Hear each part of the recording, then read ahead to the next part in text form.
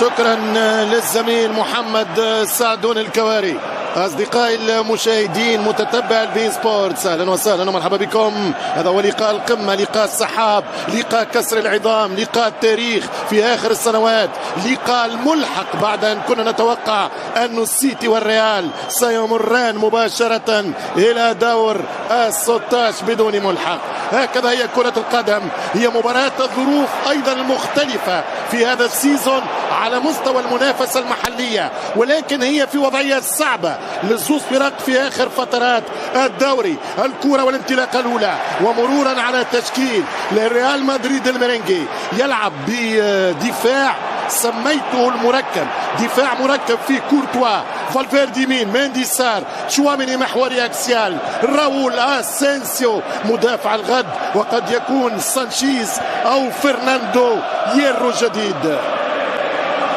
يمشي مبابي، جول مبابي حطه والحارس يتصدى إيدرسون. السلساو دي وبرشا يحطها مندي والكرة مش ممكن، والكرة جول ويضيع المرة الثانية. أكلوهم، يضغط مدريد بقوة وكأنه في ليالي البرنابيو.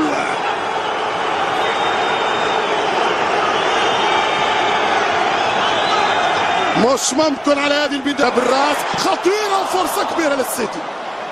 هسه حط كورة هي خطيرة ويحل السبكة، ويحل السبكة واحد بلاش.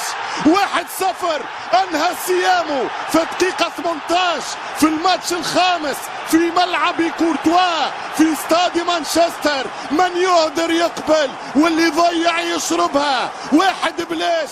نادي السيتي مانشستر يتقدم بأول الأهداف عن طريق المهاجم الأخضر، عن طريق البومبر ايرلينغ هالاند في ليلته، ايرلينغ هالاند في فينيسيوس يحاول يحط الكرة مش ممكن.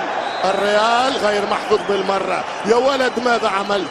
يا ولد في نصف سنتي